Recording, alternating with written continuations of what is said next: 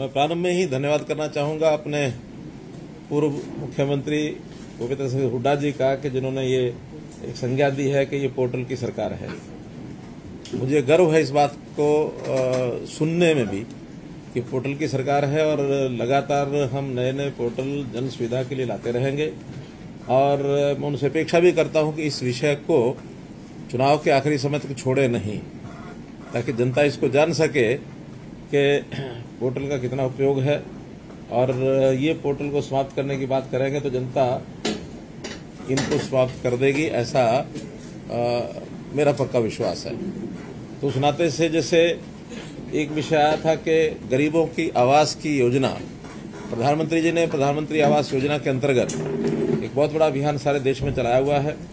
हमने भी प्रधानमंत्री आवास योजना शहरी और प्रधानमंत्री आवास योजना ग्रामीण, इसके अभी तक 60,000 आवास या तो उनको पैसा मिल चुका है जो अपने आप बना रहे हैं, जो हमने बना करके देने थे उसकी चाबियां भी उनको दी गई हैं। कुछ उसमें से 12-13 हजार ऐसे जो अंडर कंस्ट्रक्शन है, निर्माणाधीन हैं, जैसा ही वो तैयार हो जाएंगे उनको वो दे दिए जाएंगे।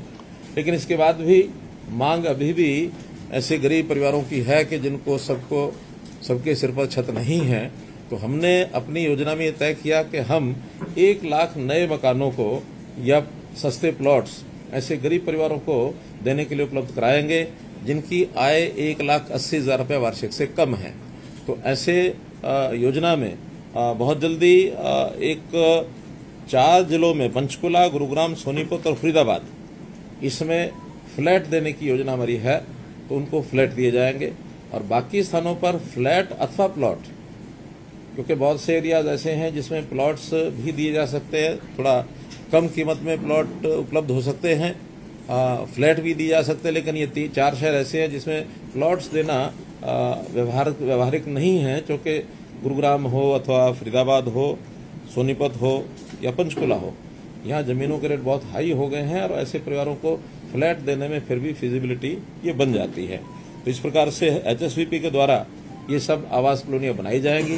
तो उसके लिए अभी तो हम उनकी एक प्रकार से डिमांड इस पोर्टल पर मांग रहे हैं, जो पोर्टल आज शुरू किया गया है, कि किनके यहाँ अपना मकान नहीं है और किनको उसकी आवश्यकता है, ताकि उस आवश्यकता के हिसाब से कितनी आवश्यकता किस जिला में, किस जिला केंद्र पर, अब ये शहरों के लिए है तो शहरी क्षेत्र के अंदर कहाँ कहाँ की कितनी डिमांड आएगी, आज तो केवल उसका एक पोर्टल ये बनाया ताकि डिमांड हमें मिले और हम इसकी योजना बना सके। हमने कई जिला केंद्रों पर जमीनें आइडेंटिफाई कर ली हैं, कम से कम 5 एकड़, इससे ज्यादा जितनी आवश्यकता होगी उतनी उपलब्ध करवा दी जाएगी। इसी प्रकार दूसरा जो पोर्टल है जिसकी हाँ, तो इसका ब्रोशर लिंच करना है, तो फिर इसके बाद में डिस्ट्रीब्यूट भी कर देना। और भी है कि एक ही ब्रोशर है? नहीं, और किसी को उसका तो नहीं है, सारे इकट्ठे करना है।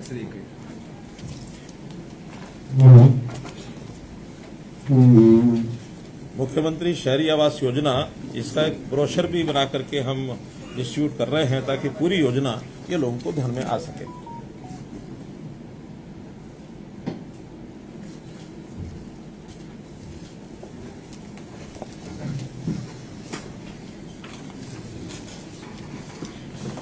दूसरा जो पोर्टल प्रारंभ किया गया है वो है नो लिटिगेशन पॉलिसी, और वो भी एक विशेष क्षेत्र के लिए है।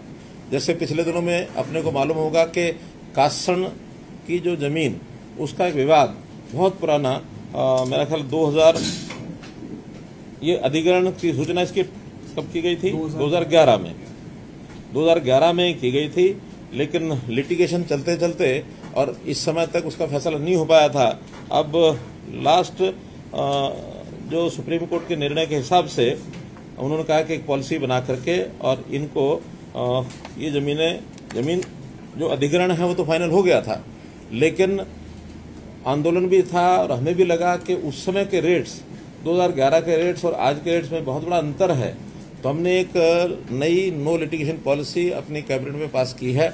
उसके हिसाब से उसका एक पोर्टल बनाया है कि वो लोग जो इस पॉलिसी को अडॉप्ट करके इसमें आ जाएंगे उनको इसका लाभ मिल जाएगा। और अभी प्रारंभ में 3 महीने का समय रखा है कि 3 महीने ये जो पोर्टल खुला रहेगा, उस समय तक इसके सारे लाभ वो ले सकते हैं। लाभ के हिसाब से पहला ये है कि ये नो लिटिगेशन पॉलिसी है, जो इस पर आएगा वो आगे कहीं कोर्ट में दोबारा उसको चुनौती नहीं देगा और किसी प्रकार की मुआवजा राशि में वृद्धि की मांग नहीं करेगा। हालांकि वो सुप्रीम कोर्ट के हिसाब से कर भी नहीं सकते, फिर भी हमने कंडीशन रखी कि इसमें जो आएगा वो इन बातों को ध्यान में रख करके आएगा। और अगर पहले कहीं इस भूमि के नाते से कोई मामले लंबित हैं उनको वो वापस लेगा, ताकि आगे इस मामले को लिटिगेशन को समाप्त कर सके। इसमें जो उनको सुविधाएं दी गई हैं, जो राशि एज पर अवार्ड लगभग 90-92 लाख रुपया पर एकड़ है, एक तो वो मिलेगी उनको, और 1 एकड़ के बदले 1000 स्क्वायर मीटर का एक प्लॉट भी उनको मिलेगा। विकसित जो क्षेत्र है उसके अंदर ये आवासीय प्लॉट उनको ये मिलेगा। और उसमें जब भी पहली फ्लोटेशन हो जाएगी उस एरिया को डेवलप करने के बाद, उस समय ही वो प्लॉट उनको दे दिया जाएगा। उस प्लॉट की जो कीमत है, इस समय जो फ्लोटिंग का जो टाइम होगा, उस टाइम पर उनका जो रेट है उनसे वो लिया जाएगा। इसका तो रेट जो है हमारा निर्धारण उस समय होगा जब ये हम फ्लोट करेंगे। हाँ। और लेकिन उसमें भी उनका हमने रेट बाईबैक का नहीं, लेकिन रेट भी कम रखा था, जो हमारा कलेक्ट्रेट के हिसाब से जो कैलकुलेट होगा, जो अधिग्रहण रेट के हिसाब से जो कैलकुलेट होगा उतना ही रेट उनसे वो लिया जाएगा। और बाद में उस प्लॉट को वो बेचेंगे जब भी प्लॉट वो बेचने के लिए स्वतंत्र होंगे। यदि उनको लगता है कि हमें प्लॉट बेचना नहीं है, तो उसको एक निश्चित राशि के ऊपर बायबैक भी कर लिया जाएगा, ताकि एक निश्चित लाभ उनको मिल सके। इस सारी प्रक्रिया में पहला अनुमान हमारा ये है कि उनको प्रति एकड़ लगभग 2,70,00,000 रुपया की वैल्यू उनको मिल सकेगी। जो 92 लाख रुपया है उसकी बजाय 2,70,00,000 रुपया उनको ये मिल सकेगा। मार्केट के ऊपर डिपेंड करता है। अगर उनका प्लॉट और महंगा बिकता है, जो हमारा रेट है जिसे हम बायबैक करेंगे, उसके भी कुछ पैरामीटर्स हैं, और उससे अगर ऊपर मार्केट रेट निश्चित रूप से जाएगा ही ऊपर, क्योंकि आज भी मार्केट में काफी महंगे हैं प्लॉट, और वो अगर बेचते हैं तो उसका और 50 लाख 1 करोड़ एकड़ भी उनको ज्यादा मिल सकता है। प्लॉट का जो साइज होगा, आवासीय प्लॉट 100 वर्ग मीटर, 150 वर्ग मीटर या उसके मल्टीपल्स में, जितना शेयर जिसका होगा उसके मल्टीपल्स में 100 वर्ग मीटर या 150 वर्ग मीटर के हिसाब से प्लॉट ले पाएगा। उसमें यदि 10% का अंतर है, छोटा बड़ा अगर उनका हिस्सा कम ज्यादा आता है, तो वो उस कीमत के हिसाब से लेन देन किया जा सकेगा। अगर उनका प्लॉट कम बनता है, प्लॉट पूरा उनको लेना है साइज का, तो वो 10% उसका पैसा और दे देगा। अगर उनका प्लॉट ज्यादा बनता है, शेयर प्लॉट छोटा है, तो उसका पैसा उनको लौटा दिया जाएगा। तो ऐसा उसका भी एक सिस्टम बनाया ताकि उनको कठिनाई न आए। 33 वर्ष के लिए उनको प्रति एकड़ 21,000 रुपया जो वार्षिक एक भुगतान दिया जाता है, उसको एन्युटी, तो एन्युटी के 33 साल तक वो उसके भी हकदार होंगे, प्रति एकड़ 21,000 रुपया। तो ऐसी कुछ जो चीजें हैं उसमें हमें कुछ को सर्टिफिकेट देंगे, यानी जो प्लॉट नहीं लेना चाहता उनको सर्टिफिकेट है। सर, शुरू में तो सभी को एक लैंड एंटाइटलमेंट सर्टिफिकेट मिलेगा, क्योंकि प्लॉट को 2 साल बाद क्योंकि जब क्षेत्र विकसित हो जाएगा तब मिलेगा। उससे पहले अभी तुरंत उसको जैसे ही वो ऑप्ट करेगा उसको एक सर्टिफिकेट मिल जाएगा, और वो सर्टिफिकेट भी बेच सकेगा, किसी को भी वो हस्तांतरण कर सकता है। जो भी कीमत वो बेचना चाहे बेच सकता है। फिर जिसके पास वो सर्टिफिकेट जाएगा वो उसका आगे हकदार हो जाएगा उस प्लॉट का। ये तो अभी जैसे ही लॉन्च करेंगे उसके विदिन ए मंथ उनको हम सर्टिफिकेट दे देंगे। सारे अपने क्वेश्चन लिख लें, हर एक सभी, क्योंकि 6-7 टोटल हैं तो उसका समय लग जाएगा।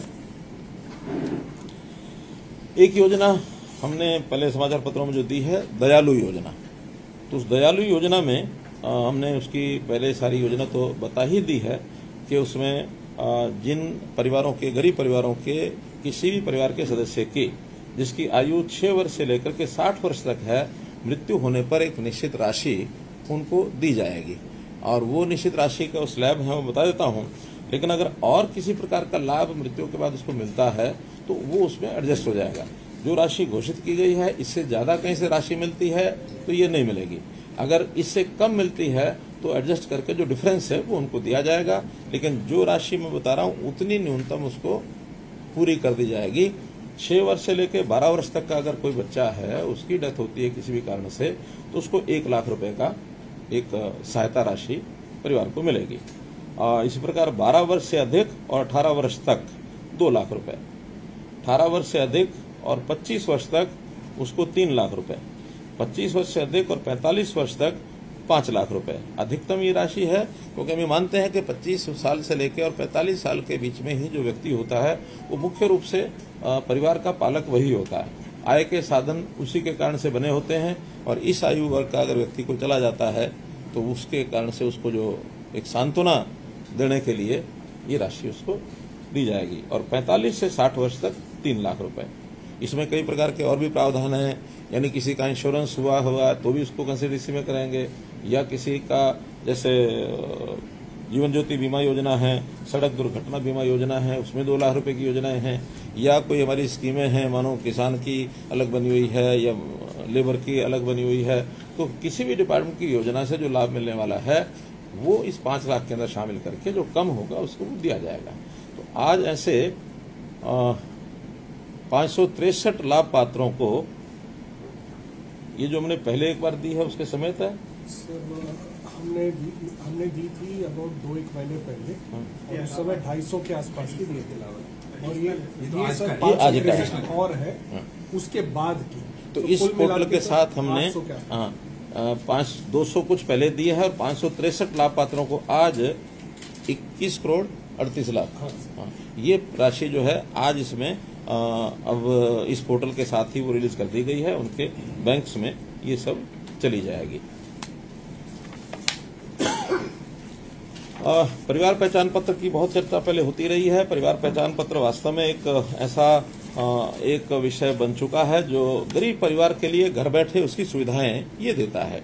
397 योजनाएं और सेवाएं इसके साथ जोड़ी जा चुकी हैं कि जो भी सत्यापित जितने भी उन परिवारों की जानकारी है उसके हिसाब से उनको सब चीजें देते हैं। जैसे अभी तक जो हमारा बैकवर्ड क्लास सर्टिफिकेट था वो पीपीपी में सत्यापित जाति और जाति की श्रेणी के आधार पर उसको प्रोएक्टिव तरीके से ये पहले जारी किए जा चुके हैं, लेकिन एक केंद्र सरकार की आवश्यकता में ओबीसी का अलग से एक प्रमाण पत्र होता है। ये हमारा बीसी का प्रमाण पत्र है, वो मिलता है जिसकी आय 6 लाख रुपया वार्षिक से कम है, जो एक लगी हुई है क्रीमी लेयर, लेकिन केंद्र सरकार की ओर से वो क्रीमी लेयर 8 लाख रुपया है। तो अगर केंद्र सरकार की ओर से उनको चाहिए तो ओबीसी प्रमाण पत्र 8 लाख से नीचे है तो उनको जारी किया जाएगा। वो पोर्टल जो है आज जिसको हमने लॉन्च किया है, अभी तक इन सब तरह के जो प्रमाण पत्र दिए जा चुके हैं उसमें कुछ मैं संख्या बताता हूँ। पिछड़ा वर्ग के लिए 4,76,000 प्रमाण पत्र अभी तक दिए जा चुके हैं। अनुसूचित जाति के 7,04,000 अनुसूचित जाति प्रमाण पत्र ये इशू किए जा चुके हैं। ये सारी प्रक्रिया एक प्रकार की फेसलेस और पेपरलेस, ऐसे एक पारिवारिक आईडी केवल उसको डाउनलोड नहीं उसको दर्ज करनी होती है, और जो प्रमाण पत्र चाहिए उसको दबाएगा तो उसको अपने आप सत्यापित वो जो मिल जाता है प्रमाण पत्र। यानी कोई भी प्रमाण पत्र देने के लिए जो प्रक्रिया है कि पहले स्वघोषित जाति जो भी है उसकी वो पहले ली जाती है, बाद में उस सारे डाटा को हम पटवारियों को भेज देते हैं और पटवारी उसको सत्यापित करके हमको लौटाता है, तो सत्यापित जाति को उसकी दर्ज हो जाती है। क्योंकि एक बार कोई जाति है तो दर्ज होने के बाद हमेशा हमेशा उस परिवार को काम आती रहती है। ऐसा पहले हर व्यक्ति हर चीज के लिए अलग से प्रमाण पत्र बनवाता था, आज पूरे परिवार की जो एक सर्टिफिकेट है वो परिवार के किसी भी सदस्यों को वही सर्टिफिकेट जाके कहीं उपयोग करना है तो वो काम आ जाएगा। इसमें चाहे वो एससी है, बीसी है, डीएनटी है, टपरीवास है, तो ये सब उसके अंदर आती हैं। सामाजिक सुरक्षा पेंशन को भी हमने इसमें जोड़ा है। जो ओल्ड एज पेंशन है वो प्रोएक्टिव मोड में, अब 60 साल का व्यक्ति होता है तो कोई भी जो डिपार्टमेंट का एक कर्मचारी साइन करा करके लेके आता है और उसके विद इन ए मंथ उसकी जो ओल्ड एज पेंशन है मंजूर होकर के और उसके घर पहुंचने शुरू हो जाती है। 1,07,000 वृद्धजनों का और 13,000 दिव्यांगजनों का घर बैठे पेंशन का प्रावधान ये मतलब दी जा चुकी है अभी तक, तो एक बड़ी सेवा और ये लोगों की हुई है। इसी प्रकार पिछले 2011 के बाद राशन कार्ड हमारे इससे पहले कब बने थे, 2011 का जो डाटा SCCC डाटा के आधार पर ही बना था। उसके बाद बीच बीच में इक्का दुक्का जरूर बनते रहे होंगे, जिसका सर्टिफिकेट बन गया आ गया, वरना बड़ी संख्या में लोग जो पात्र थे उनके राशन कार्ड नहीं बन रहे थे। हमने आते ही जनवरी 2023 में अभी जब ये सारा सिस्टम इंटैक्ट हुआ तो 12.5 लाख नए राशन कार्ड बनाए हैं। हाँ, जो पात्र नहीं थे उनके काटे भी थे, ये विषय हमारी चर्चा में पहले आ चुका है। तो इस प्रकार से कुल अब 35 लाख राशन कार्ड जो है BPL लोगों के ये बने हुए हैं। 56,46,000 चिरायु कार्ड जो आयुष्मान कार्डों के अलावा जो आयुष्मान चिरायु दोनों मिला के 86 लाख कार्ड ये वितरित किए जा चुके हैं। कुल पात्रता है 1,40 लाख लोगों की।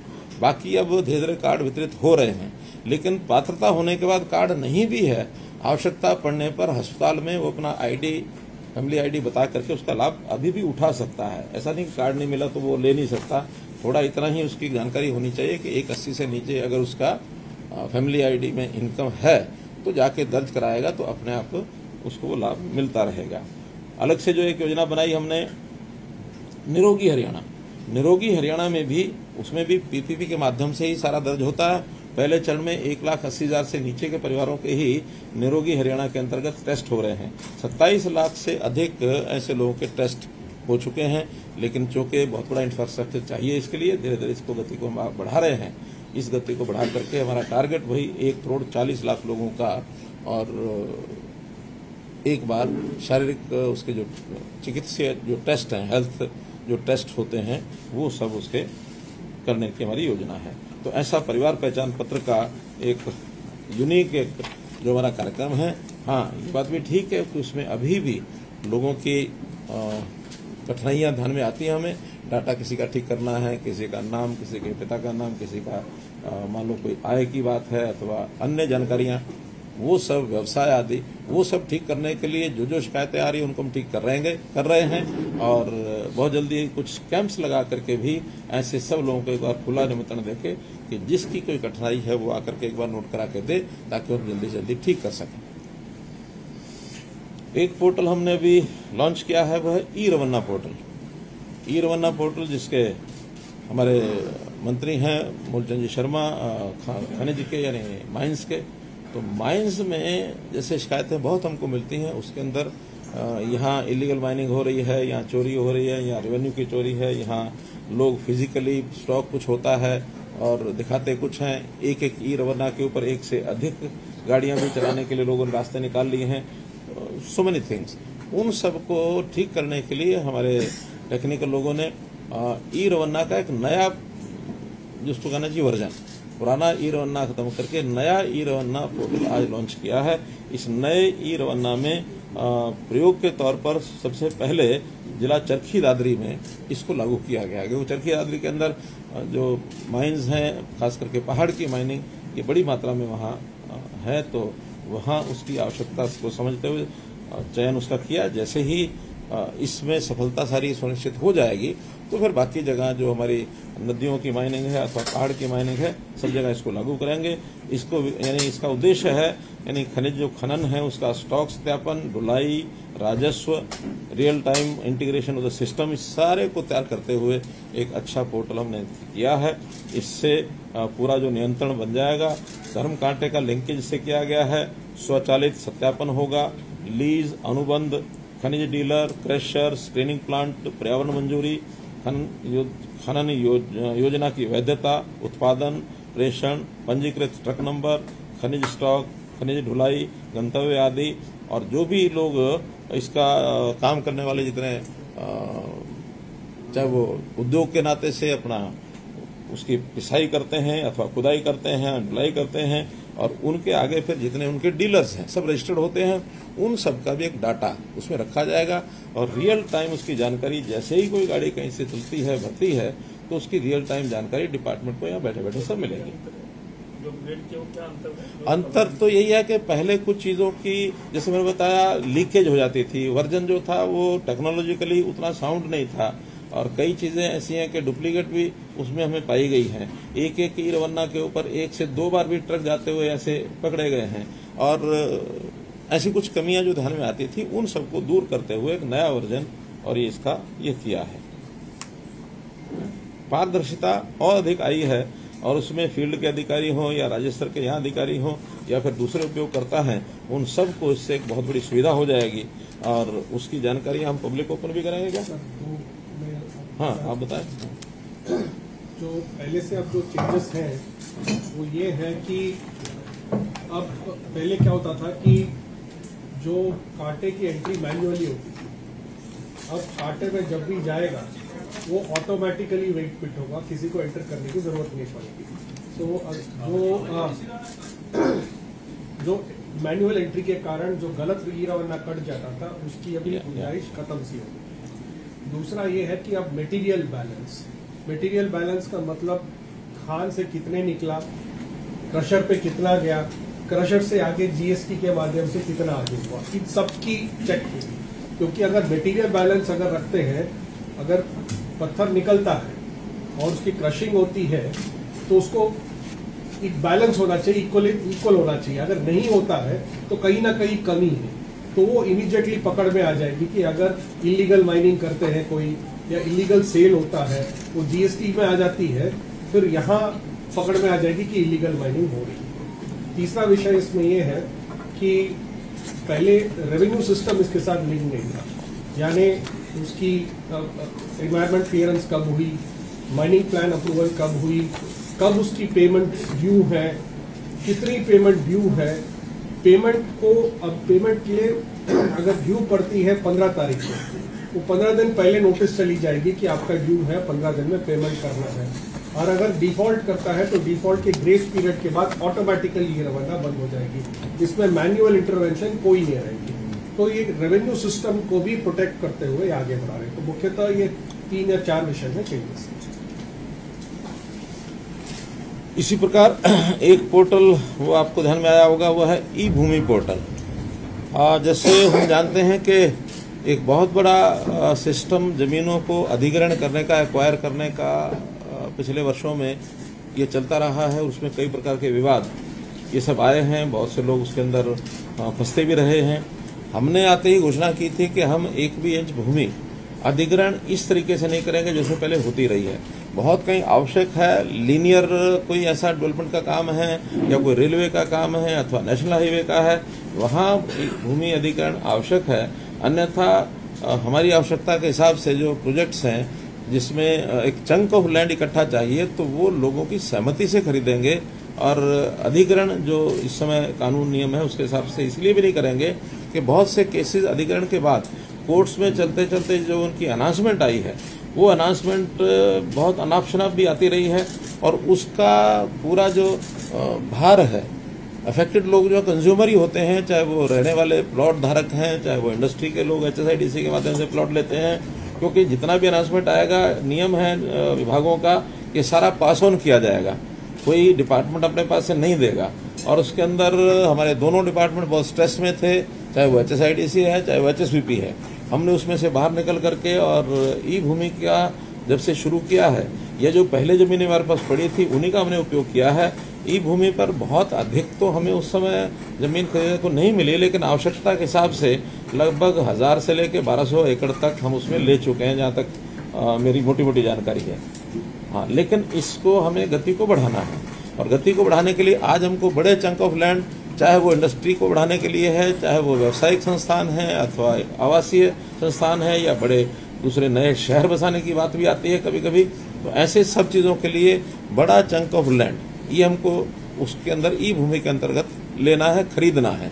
मैं इसको खरीदना शब्द कह रहा हूँ, ये अधिग्रहण नहीं है, बल्कि हमारे इस डॉक्यूमेंट में कुछ लोगों ने अधिग्रहण शब्द का उपयोग किया है, इसको कृपया न कराएं। पब्लिक रिलेशन, ये अधिग्रहण नहीं है। अधिग्रहण होता है सामने वाले की इच्छा के बिना उसको लेना, वो अधिग्रहण होता है। इसमें इच्छा के विरुद्ध नहीं है, इसमें तो सामने वाले को हमारी आवश्यकता हम बताएंगे, सामने वाला स्वीकार करेगा या सामने वाला ऑफर करेगा, हम उसको खरीदेंगे। म्यूचुअल कंसेंट से जो लीज चीज होती है वो खरीद होती है। ई भूमि खरीद है, ई भूमि अधिग्रहण नहीं है। तो उस ई भूमि खरीद के लिए एक पोर्टल बनाया गया है, उसमें पहले व्यवस्थाएं जो चल रही थी उसमें कुछ नियमों में परिवर्तन करके और उसमें बनाया गया। इसमें सबसे बड़ा जो विषय है, किसान के साथ साथ एग्रीगेटर्स भी होंगे। क्योंकि किसान की जमीन छोटी होती है, 2 एकड़, 1 एकड़, 3 एकड़, वो आसपास की जमीन को जब तक इकट्ठा लेके नहीं आएंगे तो उस जमीन का हमें उपयोग नहीं होगा। तो एग्रीगेटर्स को रजिस्टर करना वो इस ई भूमि पोर्टल के ऊपर उसकी सुविधा है, और उन एग्रीगेटर्स को रजिस्टर करके उनकी फिर एक ट्रेनिंग भी कराएंगे, उनको एक जिसको कहना चाहिए अवेयरनेस भी पैदा करेंगे भी आपने कैसे करना है। कम से कम 10 एकड़ जमीन को एग्रीगेटर जो है ला करके रजिस्टर कर सकता है। इंडिविजुअल तो जिसकी जितनी उतनी करेगा, लेकिन अगर एग्रीगेटर है तो आसपास की 10 एकड़ की लैंड का जो जंक है वो हमें ऑफर करेगा, तो हम उसको खरीदने के लिए तैयार होंगे। अब कितने ही एग्रीगेटर आएंगे और कितनी जमीन को ऑफर करेंगे, मानो हमें चाहिए 100 एकड़ और हो सकता है कि 500 एकड़ आसपास के लोगों ने सबने प्रयत्न किया, हमें उस 100 एकड़ का कौन सा चंक ऑफ लैंड जो आपस में एक दूसरे से जुड़ा हुआ है वो लेंगे, बाकी जो छुटपुट है वो छोड़ने ही पड़ेंगे। लेकिन हर एग्रीगेटर वो अगर खरीद का उसका अगर विषय पूरा नहीं भी हुआ, केवल उसने जमीन को ऑफर कर दिया, तो भी उसको 1000 रुपये से लेकर 3000 रुपया पर एकड़ उसको राशि मिलेगी। कम से कम उसका प्रारंभिक एक पारिश्रमिक है वो उसको मिलेगा। हाँ, अगर खरीद मैच्योर हो जाती है तो उसका राशि का 1%, यानी जो जमीन की कीमत है उसका 1% जो है वो उसको मिलेगा। वो अपने आप में अच्छी राशि बनती है। मान लो अगर 50 लाख रुपए का भी एकड़ है तो उसको 50,000 रुपये मिल जाएगा, तो ये राशि का वो हकदार हो जाएगा। और जब कोई जमीन का जब वो रजिस्टर करेगा, ऑफर करेगा, तो उस जमीन के टुकड़े में जितने मालिक हैं, क्योंकि कई बार साझा प्रॉपर्टी होती है, शेयर्ड प्रॉपर्टी, तो ऐसी साझा प्रॉपर्टी में मानो एक ही जमीन में 4 मालिक हैं, तो चारों की सहमति लेकर के तब वो रजिस्टर कर सकता है। ऐसा नहीं कि 4 में से एक की सहमति मिली तो उसका कर दिया, बाकी 3 वो जमीन ली जा नहीं सकेगी। तो इसलिए वो सब उसमें किया है। एक कंडीशन लगाई है कि जो एग्रीगेटर है वो आयकर दाता होना चाहिए और फैमिली आईडी में उसका पहचान पत्र होना चाहिए, क्योंकि हम आयकर दाता होता तो कम से कम उसका लेवल ये ध्यान में आता है कि हाँ इस लेवल का आदमी है जो उसके ऊपर कुछ भरोसा किया जा सकता है। इसमें एक पहले जो हमने प्रॉपर्टी डीलर्स को एक एक्ट बना हुआ है, property dealers and consultant act 2008, उसके अंतर्गत रजिस्ट्रेशन होती थी तो उसको हम स्वीकार करते थे। हमने वो भी हटा दिया है कि अब कोई उस एक्ट में 2008 के एक्ट में रजिस्टर होना ये जरूरी नहीं है।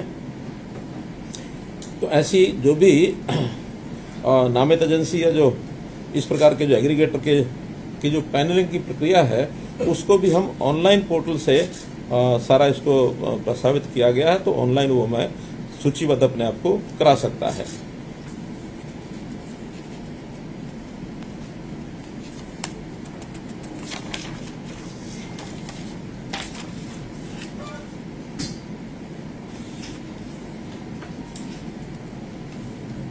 कोई व्यक्ति इस प्रकार का जो पोर्टल है उसमें कंप्यूटर पर अथवा एसएमएस के माध्यम से भी वो हमें अपनी ऑफर भेज सकता है।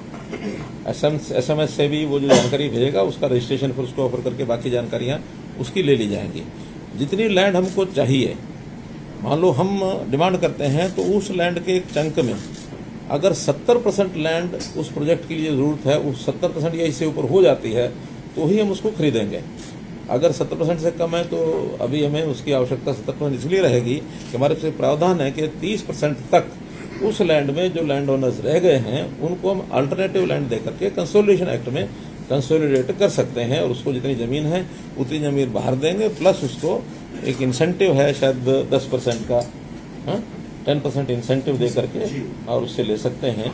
और इस लैंड में अतिरिक्त कोई भी चीजें अगर होंगी, लैंड की कीमत जो भी है उसके अलावा कहीं किसी का ट्यूबवेल लगा है, कहीं किसी का मकान है, या और अतिरिक्त कोई भी उसमें ऐसा एसेट उसका है, उस एसेट के पैसे वो अलग दिए जाएंगे। और वहाँ जो कलेक्ट्रेट है, कलेक्ट्रेट के अंदर अगर कोई चीज की ऑफर आती है, कलेक्ट्रेट या मानो कभी डिस्ट्रेस सेल में हो सकता है कोई उससे कम भी ऑफर करे, तो वो ऑटोमेटिकली खरीद हो जाएगी। इन कंडीशनों के बाद 70% होते ही ऑटोमेटिक खरीद हो जाएगी और खरीद करके उनको और उनके पैसे चले जाएंगे। कोई भी जो ऑफर है वो 6 महीने तक अलाइव रहेगी। 6 महीने बाद सामने वाला भी फ्री है, क्यों 6 महीने? जी 6 महीने। तो उसके बाद वो भी उसमें से बाहर हो सकता है, या हम खरीदने के बाद भी 6 महीने बाद कह सकते हैं कि हमारी जमीन पूरी नहीं हुई है, नाउ दिस शुड बी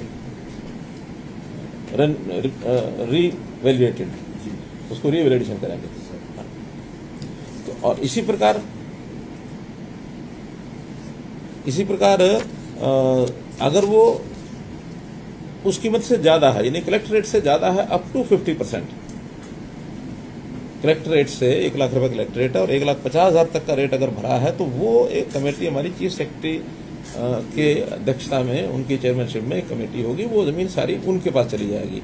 वो फिर कमेटी बैठकर डिसाइड करेगी, नेगोशिएट भी करेगी कि इस नेगोशिएशन में कितने में जमीन ली जा सकती है। और अगर 150% से भी ज्यादा रेट है कलेक्टर रेट से, तो फिर वो चीफ मिनिस्टर की अध्यक्षता में एक मिनिस्ट्रियल कमेटी है, फिर वो आएगी हमारे पास और हम उसका उनसे नेगोशिएट ऑनलाइन करेंगे, यानी चाहे प्रत्यक्ष बुला के करेंगे अथवा आजकल टेलीकास्ट से भी ऑनलाइन मीटिंग हो जाती है, उससे करके और तब वो खरीदी जाएगी। ये एक प्रक्रिया भी उसमें की जाएगी। तो इसके लिए हम पहले प्रोजेक्ट ऑनलाइन बताएंगे ना कि इस प्रोजेक्ट के लिए नहीं, ऐसा जरूरी नहीं है, जरूरी नहीं है। प्रोजेक्ट बताना होगा तो बताएंगे। प्रोजेक्ट में तो यह है कि उसका 70% की कंडीशन है, लेकिन कभी कभी ओपन लैंडेड लैंड भी हम खरीद सकते हैं। ओपन लैंडेड लैंड के लिए हमने एक लैंड बैंक बनाने की अपनी योजना बनाई है कि वो जमीन सारी लैंड बैंक में ले लेंगे और उसकी बाद में कंसोलिडेशन के माध्यम से इकट्ठा करने का जैसा प्रावधान है वो करेंगे। मानो कहीं किसी गांव में हमें लगता है कि बहुत छोटे छोटे भूमि मालिक हैं, किसी की 1 कनाल है, किसी की 10 मरले है, किसी की 2 कनाल है, और उनका वायबल खेती तो है नहीं। और कई बार तो वो लोग अपनी जमीन के हिस्से को यहाँ छोड़ करके किसी भी धो करके चले जाते हैं, बाहर चले गए कहीं।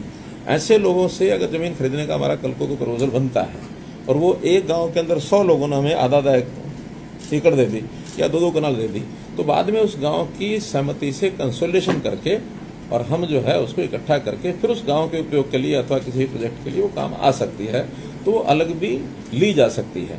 प्रोजेक्ट एक है, प्रोजेक्ट के बिना भी ओपन एंडेड अब तो कोई भी आदमी ऑफर कर दे, इसमें ऑफर करने में जरूरी है कि हम खरीदें। हम जब डिमांड करेंगे तो उस गांव में कर सकते हैं कि आज हमारी जो परचेज है हमने इस एरिया में ओपन की है, इसमें ये कलेक्टर रेट है, उस कलेक्टर रेट के ऊपर कोई भी बेचना चाहता आ जाओ। एक होती है खरीद की ऑफर कि भी किसी प्रोजेक्ट के लिए, एक है कि ऐसी डिस्ट्रेस सेल से वो बचें। कई बार उनके छोटे छोटे जमीनों पर कब्जे हो जाते हैं, कोई बेचने भी नहीं देता, उनको पड़ोसी कर लेता, भाई कर लेता, परिवार में विवाद हो गए। विवादों से बचने के लिए वो अगर एक शेयर भी देना चाहेगा, मानो सांझी प्रॉपर्टी में शेयर देना चाहेगा तो उसका शेयर भी ले लेंगे, क्योंकि बाद में तो एक कानूनी प्रावधान के अंतर्गत हम उसको कलेक्ट करके इकट्ठा करके जगह कर सकते हैं। तो इंडिविजुअल किसान भी अपना शेयर ये बेच सकता है। इन सारी प्रक्रिया को सुविधाजनक बनाने के लिए हमने हर जिले में एक नोडल अधिकारी ये तय करेंगे, ताकि जब भी कोई ऐसी आवश्यकता होगी तो प्रदेश अधिकारियों के साथ नोडल अधिकारी in consultation with each other वो उस प्रक्रिया को जरा स्पीड अप करेंगे। तो ये भी एक विषय इसके अंदर हमने किया है।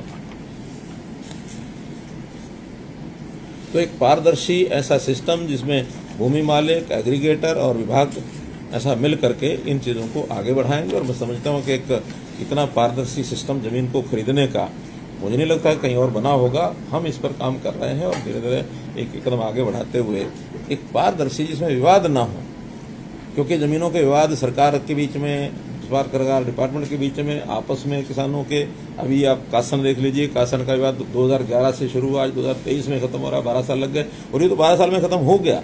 बहुत से ऐसे विवाद हैं जो 50-50 साल से भी पेंडिंग पड़े हैं, खत्म नहीं हुए। हम बहुत चीजें, डिजिटलाइजेशन ऑफ लैंड रिकॉर्ड, फिर हमारा ये जो ला डोरा खत्म करना, ये जो लार्ज स्केल मैपिंग, कई ऐसी चीजें कर रहे हैं कि एक दिन ऐसा हो कि हर इंच ऑफ लैंड जो है वो हमारी रिकॉर्ड पर हो कि ये किसकी है, कौन मालिक है, कौन इसका काश्तकार है। दोनों में एक डिफरेंस ये भी करके हम आगे चल रहे हैं, ताकि हर किसी को अपने अपने क्षेत्र के बारे में सब जानकारी हो कौन किसकी है।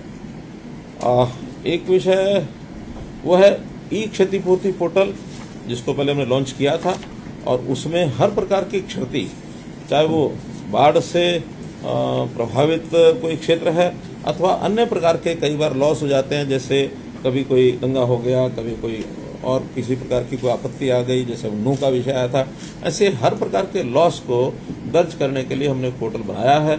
उसमें काफी कुछ डाटा हमारे पास आ गया है, चाहे वो फसलों का है अथवा पशुधन और संपत्ति, उसका रिकॉर्ड है, और उसकी जो मुआवजा है वो बहुत जल्दी हम फाइनल करके, और उसका हम एक दिन जैसे ही फाइनल हो जाएगा उस दिन पे करने के लिए ऑनलाइन पे करेंगे। उसकी जो दरें हैं, मोटे रूप से जो हमारा डिजास्टर मैनेजमेंट का जो सिस्टम है उसमें चाहे वो पशु यानी खेती का किसानों का तो जैसे पता है ही अपने को कि फसल में 15,000 रुपया 75% से अधिक की जो खराबा है उसमें गेहूं, धान, कपास और गन्ना इसका 15,000 रुपया है, सरसों और अन्य फसलें 12,500 रुपया है। ऐसे 50 से 74% तक गेहूं, धान, गन्ना 12,000 है और सरसों और अन्य 9,000 है। 25 से 49% गेहूं, धान, कपास, गन्ना 9,000 है और सरसों व अन्य 7,000 रुपया है। इसमें एक विषय आया था कि धान के जो किसान हैं जिन्होंने बुआई की हुई थी तो पानी के कारण से उनका धान उस समय समाप्त हुआ, लेकिन बुआई का समय भी बाकी था। उस समय मैंने कहा था कि दोबारा बुआई जो करेंगे उनको जो पहले एक बार बुआई की गई है और दूसरी बार फिर बुआई की गई तो कुछ नुकसान उसका हुआ है, उस नुकसान के लिए मैंने तय किया कि प्रति एकड़ 7,000 रुपया ये भी हम देंगे जिन्होंने दोबारा बिजाई धान की है। धान के अतिरिक्त कोई करता है, धान वाली ही खेती में करता है, उसके लिए हमारी पहले योजना है मेरा पानी मेरी विरासत, उसमें भी 7,000 रुपया ये दिया जाता है। नहीं, इस बार टारगेट वर्ष इसके कारण से बाढ़ के कारण से उस टारगेट को वही रखा हुआ है कि हर साल अगर 1 लाख एकड़ भी अगर होता रहता है तो एक ये सहज प्रक्रिया है, क्योंकि इसमें बहुत क्षेत्र ऐसा है किसानों ने अपनी असमर्थता भी जाहिर की है कि हमारे इलाके में धान के अलावा कुछ हो नहीं सकता है। मैं कई ब्लॉक्स में खुद भी गया हूँ तो उन इलाकों में जमीन की स्थिति ऐसी हो गई है, जमीन के नीचे परत जम गई है, उस परत जम के कारण से पानी जो रिचार्ज नहीं होता है, पानी ऊपर खड़ा हो जाता है और खड़े पानी में धान के अलावा और कोई फसल होती नहीं है। तो इसलिए उन किसानों की इस बात को ध्यान में रखते हुए इसके ऊपर हमने स्वैच्छिक रखा हुआ इसके ऊपर कोई बहुत जबरदस्ती हमने इसलिए नहीं की है कि किसान को तो ये देखना है कि मुझे फसल भी ठीक मिले, उसका पैसा भी पूरा मिले और धान के अलावा बोने की अगर स्थिति आ सकती है तो उसकी वो बुआई करता है। ऐसे एक विषय पिछले दिनों में एक समाचार हमारे विपक्षी मित्रों ने वो उठाया था कि जो अर्बन लोकल बॉडीज का जो ये है प्रॉपर्टी आईडी का पोर्टल, उसके अंदर कुछ 65,000 प्रॉपर्टीज के नक्शे वो गायब हो गए हैं, वो मिले नहीं हैं। आप लोगों ने तो किसी ने देखा कि नहीं देखा, मैंने स्वयं देखा कि उनकी स्टेटमेंट आई थी तो कोई बाद में प्रश्न आया, इसलिए मैं पहले ही बता रहा हूँ। एक पोर्टल के अंदर छोटा सा एक बग आया था जिस बग के कारण से और उसका जो डिस्प्ले था वो डिस्प्ले एक बार समाप्त हुआ, फिर उस पोर्टल के अंदर सावधानी जो भी बरतनी थी उस पोर्टल को ठीक कर दिया गया है और वो सारे का सारा जो डिस्प्ले नहीं हो रहा था वो बैक ऑफिस में तो पूरा उसका डाटा था, ऐसा नहीं कहीं चला गया, लेकिन वो डिस्प्ले कई बार नहीं होता, टेक्निकल चीज में खराबी आ सकती है, वो सारे का सारा रिकवर करके फिर डाल दिया गया है। और अब चूंकि वो 3 विभागों का पोर्टल है, चाहे उसमें हमारे टाउन कंट्री प्लानिंग है और अर्बन लोकल बॉडीज है, HIDC है, बिल्डिंग प्लान का डाटा था, तो वो जो online building plan approval system हॉपपास जिसको कहता है हॉपपास, तो उस सिस्टम में कहीं कोई बग आया था तो इसके कारण से वो उसमें डिस्प्ले नहीं हो रहा था, उसमें कहीं कोई कठिनाई नहीं। और हर एक प्रकार का डाटा बैक ऑफिस में हम हर जगह रखते हैं, उस डिपार्टमेंट का जो सर्वर होता है उसमें भी रहता है और बैक ऑफिस में सारा डाटा आजकल तो सिक्योरिटी के कारण से कौन सी चीज कहाँ गड़बड़ हो जाए इसलिए उसका बैक ऑफिस में पूरा डाटा और सिक्योर डाटा, वो डाटा ऐसा भी नहीं है कि सिक्योरिटी के कारण से कहीं बाहर कोई इसका उपयोग कर सकता है, कोई इसका उपयोग नहीं कर सकता है। तो इसकी जानकारी इसलिए मैं दे रहा हूँ कि इसको हमने ठीक कर दिया है, कहीं कोई विषय दोबारा भी आता है तो आपको ध्यान।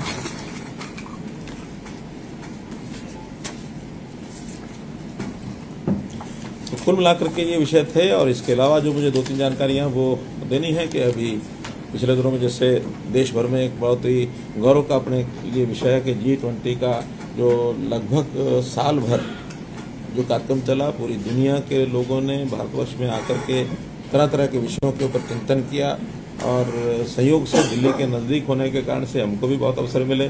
3 बार तो जो सेमिनार ये सम्मेलन हुए और अलग अलग विषयों को लेकर के गुरुग्राम में हुए और बाद में सबसे प्रमुख बात ये थी कि जब उन सब विषयों को मिला करके और क्या उसका मंथन निकला है, रिपोर्ट क्या बनाई जाए, तो शेरपा होते हैं हर एक कंट्री का जो ब्यूरोक्रेट हेड होता है, ब्यूरोक्रेट हेड वो वहाँ के सब ने बैठ करके सभी देशों के लोगों ने तो नू में जो होटल है ग्रैंड भारत उसमें बैठ करके 3 दिन तक सारा चिंतन किया और उसका एक प्रारूप बनाया।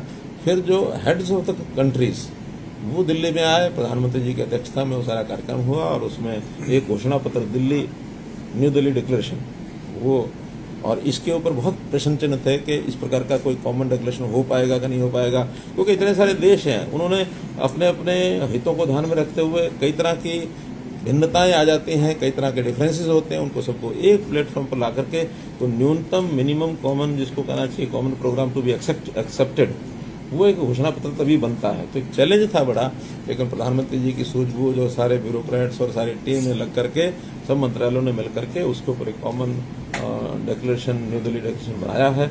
ये भी एक बहुत अच्छा एक कार्यक्रम हुआ है। ऐसे ही एक कार्यक्रम चल रहा है वो हमारा साइक्लोथॉन का, जो 1 सितंबर को मैंने स्वयं करनाल से उसको शुरू कराया था। लगभग 10-12 हज़ार साइकिलिस्ट ऐसे थे जो उन्होंने वो शुरू किया था। 25 दिन की यात्रा हरियाणा में एक अच्छे उत्साह के साथ चल रही है, जिसके अंदर युवा वर्ग के लोग भी हैं, कुछ स्कूल के विद्यार्थी भी आते हैं, कुछ सामाजिक कार्यकर्ता होते हैं, बढ़िया युद्ध वो भी हैं, संस्थाएं भी उसमें लगी हैं, हमारा जो एजुकेशन डिपार्टमेंट है, होम डिपार्टमेंट है, ऐसे सब मिल करके उस यात्रा को कर रहे हैं और अच्छा मैसेज पूरे प्रदेश में जा रहा है। पहला कार्यक्रम करनाल में था, दूसरा 17 सितंबर को मैं सिरसा में रहूंगा और फिर 25 को उसका समापन है यमुनानगर और करनाल दोनों जगह होगा। यमुनानगर में प्रातःकाल हरी झंडी दिखाएंगे, आखिरी दिन है, और सायंकाल वो करनाल में जाके समाप्त होगी। करनाल टू करनाल पूरा एक सभी 22 जिलों केंद्रों पर जाकर के, और इसके अलावा भी कुछ स्थानों पर गए हैं। सिरसा और फतेहाबाद वहाँ थोड़ा ज़्यादा समय लगाया है कि वहाँ पर अवेयरनेस की ज़्यादा जरूरत है, इस नाते से वो कार्यक्रम हुआ है। जन संवाद के कार्यक्रम मेरे चल रहे हैं, तो उसमें भी मेरा 8 राउंड मेरे हो चुके हैं 3-3 दिन के। 24